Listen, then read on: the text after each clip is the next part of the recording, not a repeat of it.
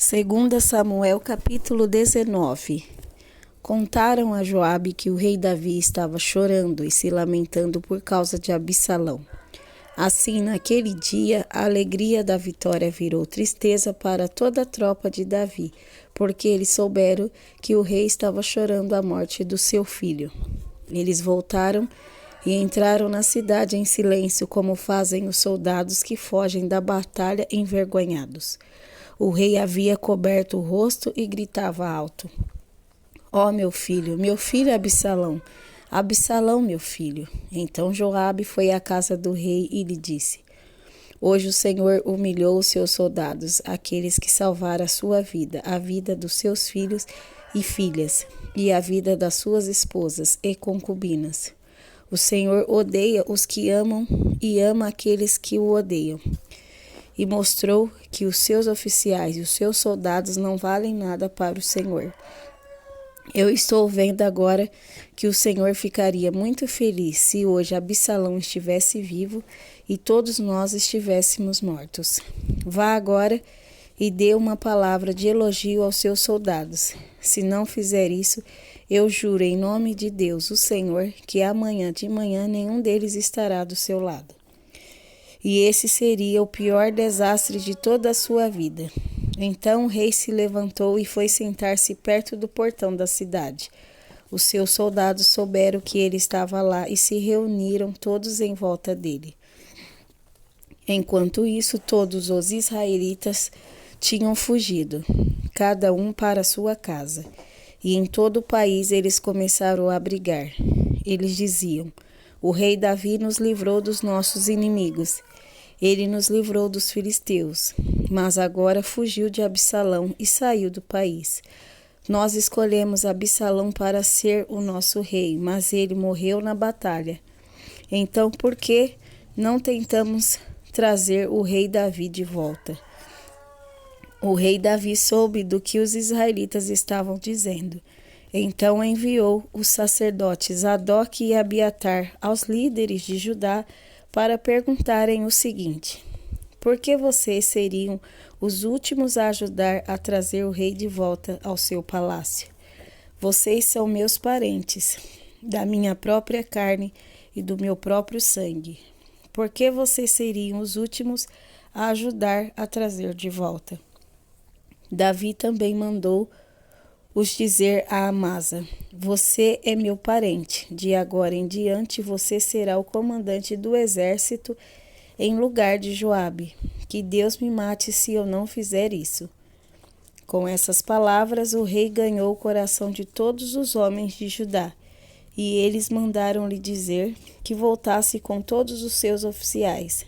Davi voltou e chegou até o rio Jordão. Os homens da tribo de Judá foram encontrá-lo em Gilgal, para acompanhá-lo na travessia do rio.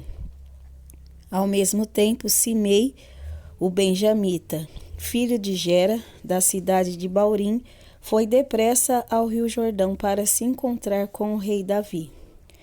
1000 homens da tribo de Benjamim estavam com Simei. Também Ziba, que trabalhava para a família de Saul, foi ao Jordão com os seus 15 filhos e 20 empregados. Eles chegaram lá antes do rei e atravessaram o Jordão para acompanhar a gente do rei na travessia do rio e fazer tudo o que o rei quisesse. Quando o rei estava se aprontando para atravessar o rio, Simei se jogou no chão em frente dele e disse: Ó rei, eu peço que perdoe o mal que lhe fiz no dia em que o Senhor saiu de Jerusalém. Esqueça o que eu fiz, nunca mais pense nisso.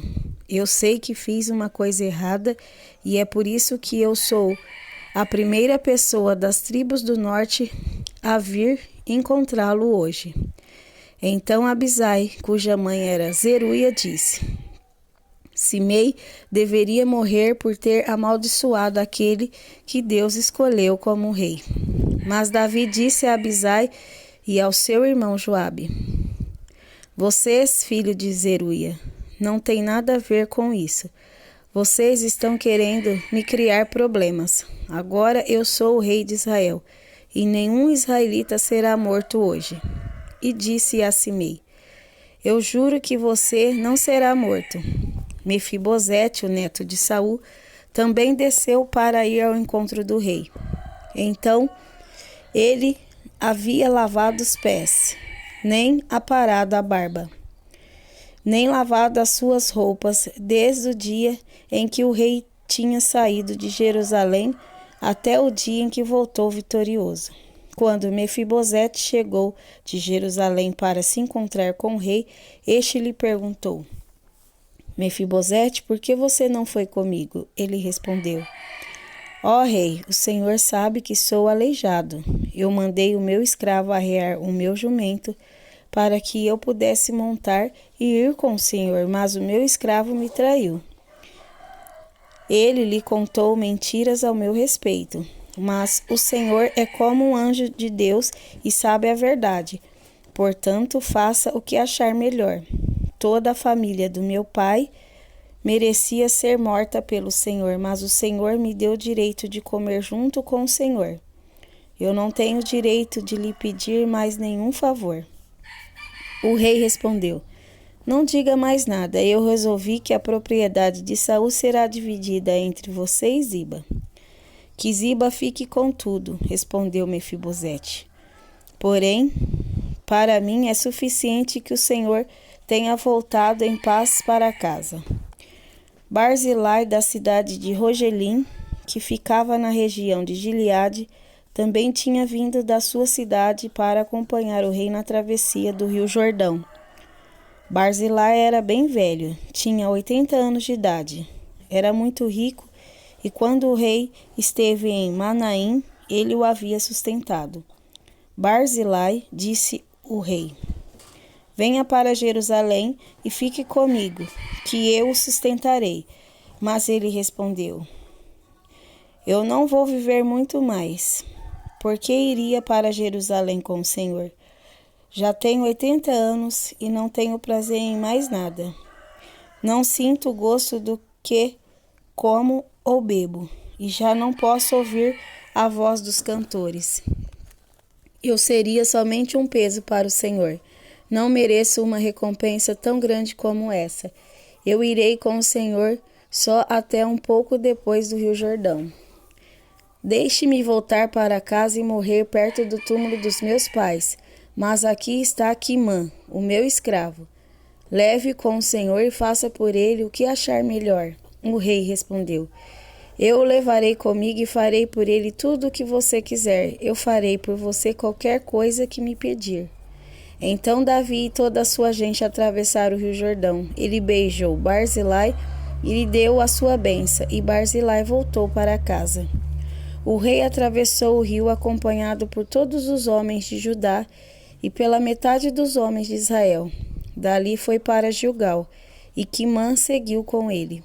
Então todos os israelitas foram e disseram a Davi: Ó rei, por que é que os nossos irmãos, os homens de Judá, se acharam com o direito de trazer o Senhor, a sua família e a sua gente para este lado do rio Jordão?